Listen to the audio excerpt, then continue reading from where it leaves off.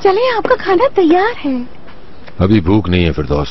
अरे आज तो बहुत अच्छा खाना बनाया, हॉट एंड सॉफ्ट भी है। कहा ना भूख नहीं है। ठीक है फिरदौस, क्या खाना लेकर आऊं? तुम्हें कितने साल हो गए हैं? खाली पेट ऐसे ही सवालात सूझते हैं इंसान को।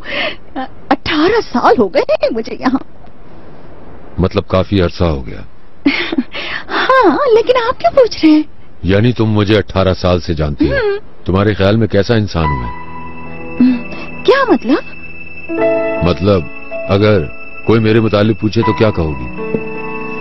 बुरा आदमी हूं मैं? कैसी बातें कर रहे हैं आप?